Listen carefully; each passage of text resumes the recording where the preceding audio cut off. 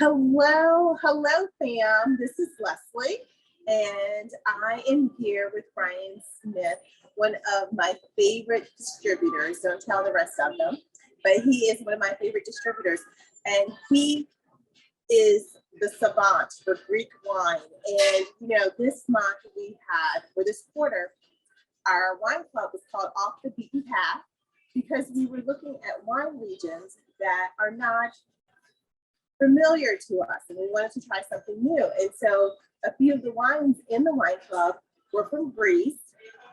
So I asked Bryan to help us make sense of it because it's all Greek to us. So Bryan, please introduce yourself. Kalimara. I'm Bryan Smith, the portfolio manager for Salveto Importers, a boutique import distribution company in the Mid-Atlantic region based on Washington, D.C., Virginia. We run a large Greek portfolio that I originally brought to the table 5 years ago that has grown since then as well. We deal mostly with kind of the new icons of Greece, we call them. That is kind of the upper level of people doing indigenous grapes, not international grapes at all. And kind of just the top of the top layers, mostly organic. Mostly a lot of women winemakers, new generation of winemakers. So, of course, a one. Yeah. So we have one with us today. Greece is very interesting because it's a new wine region in many ways. In fact, the current iteration is only about maybe 30 years old. But it's also ancient as 5,000 years old. Many people believe the wine was really cultivated in Georgia and outside Russia, and in Greece, mainly in Crete. Minoans 5,000 years ago, there are import ruins of great GAI'A. So you had a culture of wine for millennia, but you also have a very fractured culture as Greece has been taken over many, many times. Usually, really recently by Ottoman Empire, 400 years of a non-drinking culture. So wine production stayed kind of in the families, were still there, right? Not like commercial use, exportation of it, or a bit of a. And then you had a new boom in the 80s, and that was many international wines, Chardonnay and Cabernet and Merlot. They made some very nice wines, but they weren't really character-driven wines. So you consider some winemakers who've almost all been raised in Greece, sent to their formal schooling in France or Italy, and then came back with that knowledge and applied it to their own native varieties. So you see this kind of modern influence on winemaking, but on an ancient style.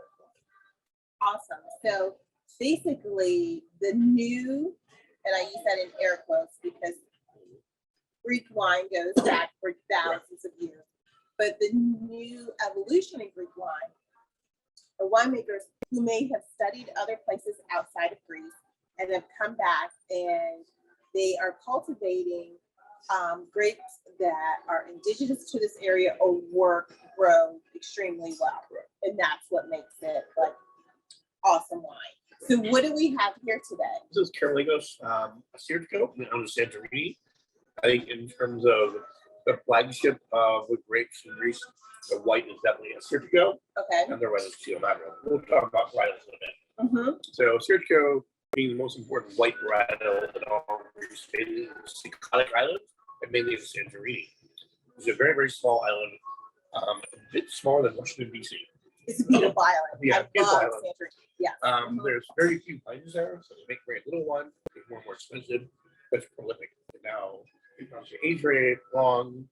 It has several different kind of traditional methods or newer methods of making it, so it has a diversity of style. And now you're seeing Assyrtiko being planted all over the place.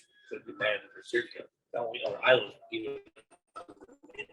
Oh, no, okay. Yep. So, for those, I like to, that horrible joke, it's all Greek to me. So when you would see Assyrtiko, it's spelled, I'm looking at the bottle, Assyrtiko, and it's pronounced Assyrtiko. And this is, I've seen this around, in other wine shops, very popular grape. What would you say it's equivalent to other grapes? This is Chablis with sea salt. Chablis with sea salt. So it has that My God, the nose on this is amazing. mineral quality, flinty, chunky quality that you get from Chablis. But because of being an island in the middle of the Aegean, there's no rainfall. All the water comes from sea spray from the caldera. So it's just salt water hitting the grapes. So it has an inherent saltiness. It does. It does. Briny quality to it. But it's beautiful. Like the acids are Very high acid. Yeah. Really high acid. Also full body. Which you rarely get in a grape. Shannon's one of them. It is, yeah. Then like Shannon has a sticky kind of acid. But yeah, I think this wine is a world-class wine. It's now a certified wine for tasting for Western Malaysia, which we great to do that. But I mean, at heart, it's a wine you want in the summer with like rice, with oysters and octopus. Yes. It was really, really good. It's got an amazing finish. Like I'm still tasting it now, and it's not a one note wine. No. Like you just open this up, so it's going to. Sure. This is amazing. Like one with Cigalis is a very reductive style. That's a hard word to really convey. Reductive, meaning they keep as little oxygen in contact with possible. They try to cancel out oxygen during the fermentation and the elevage process to keep this wine very, very kind of fresh. We'll also make it more linear, where wines are done in an oxidative way tend to be more complex, have different flavors going on, more tertiary characteristics. So this is more the reductive way. Okay, and is this a wine that's going to age for a while, or is it fairly young? I think this wine will drink best between 2 and 5 years old. Okay. There are other iterations from this winery up, scale and can age longer. There's a style of wine in Italy called Nykteri, Nykteri. That is wine grapes that hang on the vine longer, usually into November or October, and they're harvested late. They're very, very ripe. And they're the only ones that see wood really. This does not see any wood at all. So so it's fermented and elevaged in wood to be richer and fuller, almost like soft like Chardonnay-ish. So when I was in Greece, they had this style of planting or Kulara. In the circle. A basket, Yeah, it was instead of on the traditional trellis style, it was in a circular manner of how the grapes. Yes, very, very low to the ground, which I think is even worse than the trellis style because it definitely works your quads. Oh yeah, harvesting there is very, very difficult. Yeah. But it's again an island in the middle of the Aegean. The wind comes whipping through there. It will rip the grapes right out. There's no way to tell us to lose all of your grapes. Right. So you had to protect them. So they grow on the inside of the basket, which when the vine grows, you stain it and leave it in. To where it grows in this basket one called Kulara. And the grapes grow on the inside are protected from the wind. So windy, there's no insects. Amazing. So don't worry about insect size. Basically everything is biodynamic there because it just is. There's no reason. Right. So if you are concerned about like pesticides and the farming practices, that most of the wines there are biodynamic, so you don't have to. It's not your concern, and it's not novel. That's just how you don't want to play it all, right? Exactly. So what's another popular varietal? I think on the white end, there were several kind of varietal kind of bucking for it. I think it's Agiorgitiko. Agiorgitiko, I think, because it's widely blended. Also, to me, really exemplifies Greece as a whole. We were lucky enough to get to Greece, especially the Peloponnese. You walk around outside and you'll be smacked with flavor rosemary, oregano, mountain thyme. They grow just huge. You can see rosemary is bigger than you. And one of the big ones is jasmine. A lot of jasmine there. Oh, really? And Agiorgitiko has a very, very strong note of jasmine in the nose. But also has the mountain thyme and oregano. It just smells like Greece. And this is a white varietal. A white varietal. Now, is Greece known for its single varietals or blends? So most of Greece is done in monovarietal culture. So you get in the north, appellations like Cumanesa, which is a blending appellation for Virginia, with Pinot Noir and the Yoska. But for the most part, it's pretty much single variety. Single variety. They do a bit of blending that on a very small scale that won't matter on the label, but for the most part, single variety. Oh, good. So then you know what's in your bottle. Much easier to discern a Greek wine than something like, Cote Rochi, Right. exactly. Exactly. By the grapes, it's not listed. Right. So similar to other European areas, is it highly regulated where only certain grapes can be grown? Okay. The mother of all that is the AOC in France, which in America the TTB controls that now. Spain is the DO, Italy is the DOC. It's called the PDO. PDO. Protected Denomination of Origin. Okay. Designation of origin. So there are 27 PDOs in Greece. The first one was Pinot Noir, which was a red grape in the north. Okay. The second was Syria. So when somebody's looking to buy a bottle of Greek wine, should they look for the PDO? I think it's a very good indicator, obviously, of quality. Okay. But like anywhere else in the world as well, dig a bit deeper under the surface of like some gems there are only IGT wines. Okay. Okay. So again, of course, like price has a price point to deal with that. So what about the reds? So the reds are very easy. Two grapes, Agiorgitiko, it's harder to say as well. AG, silently I-or, think about Eor is Agiorgitiko, AGIOR, IGITKO. Okay. Agiorgitiko. Agiorgitiko. And that's grown in the south, in the Peloponnese, all over the place, mainly in Nemea. It is also called St. George's grape, or the blood of Heracles. And the myth, we all love Greek mythology, right? Right. Is that when Hercules slew the Nemean lion, the blood dripped in the earth and propagated Agiorgitiko. Oh, okay. Okay. Another name for Agiorgitiko. And that produces much more softer, more lowish than vanilla like big dark fruit, kind of softer on tannins and that. In the north, selling Pinot Noir.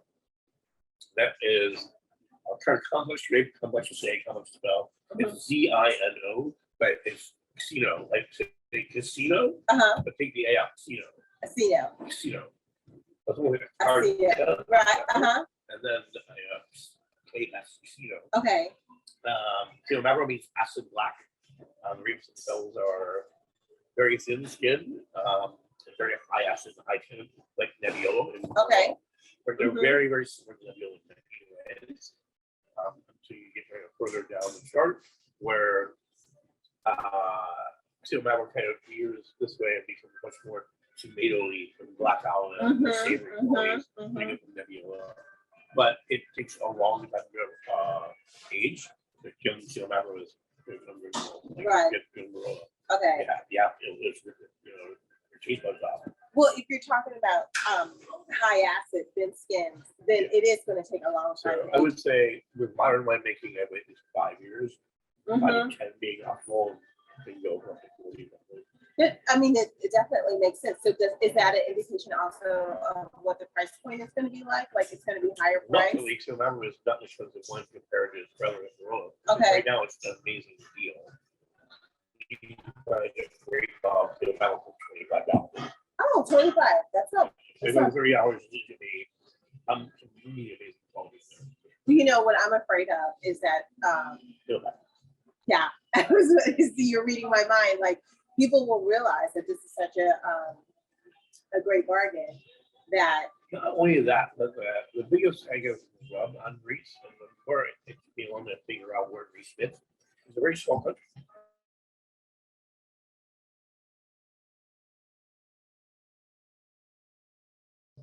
What little wine is made and exported is going to be high quality for sensitive. That's where the ethnic growth potential globally. Greece will produce a fair amount of berry food. Yeah, I mean, I think people are sleeping on Greece. Great wine, especially if you like wines that do have a high acidity point, but are very drinkable, and they have a good price point to them, then you are going to like these wines. And if you are like, oh, I just drink Italian wines or what have you, you should move over a little and try. I think a savvy buyer will like green wine. Yes, yes. Because you're getting more bang for your buck, you're getting individual. Also, in terms of topography and soil diversity, definitely beach trees. You have the Peloponnese and southern regions of straight Mediterranean climate, big trees are always everywhere, wonderful weather all the time. And then you have Macedonia in the north, which is much more mountainous, cool, higher elevation and rugged. Destiny, kind of red basket. And then you have Cycladic islands in the Aegean Sea, about 1,000 of them. And then the Ionian islands going towards Italy. They're all vastly different. Mostly volcanic on the islands. Yes, yes. That volcanic soil, like, it's incredible. Absolutely. Amazing for wine. Greece also has coastline everywhere. The islands have coastline in the world. Right. So, maritime climate, warm, even summers, Mediterranean climate, volcanic soils. Yes. I mean, it's got everything going for it to grow grapes. Yeah, it does. It does. And I really enjoy the wines. They're very complimentary to drink. I mean, to have a food, obviously, but to also drink by itself. Like, you can just, like, this is great to, just want to have it by itself. Absolutely. Yeah. Porch powders, patio powders. Yes. I think our wine club members, if you haven't tried your Greek wines yet, you definitely should. And we have wines of varying price points that people have been able to try. I think we talked about kind of recently a great value in that $20 to $30 range. Yeah. Which I still believe is where it's going to live. It also has some incredibly quality island wines. In fact, some of the best wines in the world. And because it's such a small production, small world, most people don't know that. Right. Comes to that. And the three wineries that we talked about, we do economic number one. I firmly believe it makes the best wine on the planet. You go in the South Stock, they do say so, and they say good luck on your album. I got one of the highest allocations for the world economic. Wow. It's the new MTV 04 is most compelling one I've had. I don't like. Okay. He's a maverick winemaker that Lopez Heredia only recently releases one that's ready. The current MTV 04, the current Assyrtiko. Okay. Right. Oh, wow. It's a very oxidative style. He breaks all the rules. Compelling. Agiorgitiko in Santorini. Agiorgitiko was the maverick winemaker of Greece. Unfortunately, got to 2017. The legacy left his family. He's a winemaker Stella. They're making just otherworldly Assyrtikos. Done in for the first time ever. He single plot, single vineyard, all fitting new innovation. So what do you see on trend for Greek wines going forward? I would say now we're going to see more Pinot Noir. We're going to see a straight from Greek called Vino, which is right by last winemaker, Liana Mahomet. Right. Is about November, so Rodeo, and she has these 200-300-year-old wild vineyards. She leases from old men in Melendez. Unfortunately, they just all perished in a wildfire. So she's currently trying to find some new sources. Right. She's a very young 28-year-old dynamic winemaker. I think Greece starting to see more these Agiorgitiko, sister winemaker. They're making Vino Assyrtiko. Great Crete being the biggest island in Greece, right? Production-wise, in Greece, okay. It also has the best food in Greece, the best culture in Greece.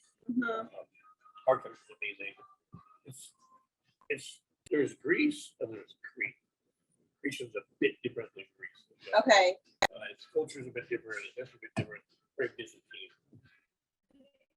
I think economic wines that with a French called Garrigue one, that four store. Right. I get Garrigue with incense. Okay. Very Byzantine Garrigue wine. So it's like Italy and Sicily. Like Yeah, very similar. I mean, with word comes wines. right. So as the Greek Empire over to Syracuse and a lot of Italy, they brought with them leeks, mythology, and drink wines. Okay. So a lot of your Southern Italian food culture was Greek originally. Okay. And then that Roman architecture went to Gaul, right? So only the UK. That's how the wine spread. Okay. So you mentioned, and I want to make sure people caught this, is that one of like the leading winemakers in Greece, her vineyard was decimated by wildfires. So Greece is also experiencing that same global warming that other people are around the world that are experiencing, that which is a shame. Very unfortunate because of that. And you had mentioned earlier that like there's a fundraiser for her. Yep, we use a few fundraisers here in the area, one in Richmond, one in DC. Until being hired out, but there'll be a Greek masterclass and silent auction at the Common House in Richmond. With myself and Aaron Scallop, and then Brent Cole, the owner of Maxwell Park. Yes, I love Brent. Yeah, He has the best funky shirt. we are working on an event right now, probably early September. Okay. Also at the season. So guys, we will keep you posted if you want to try more Greek wine and also help support a great cause. We'll let you know when that is happening here. Well, thank you very much for supporting the portfolio. Lady Emily Reese, thank you as well. They're always amazed by how many people are really enjoying gravitating towards Greek wine. Yes. So your efforts are being done. Not a problem at all. Well, Bryan, thank you so much today. I hope everyone, and we're in a restaurant, so it's kind of funky, and how the camera is going in and out on me. This is, I don't have anybody doing this. This is, Apple's product, so I apologize if you will always see Bryan in the shot. That was not intended. But I hope this is very educational for you, and we'll be doing more things like this. And if you have questions about Greek wine, we're happy to share your questions with Bryan and answer, because we really want you to be able to enjoy wine and use your wine glass as your passport throughout the world. So take care, everyone, and we'll chat you up later.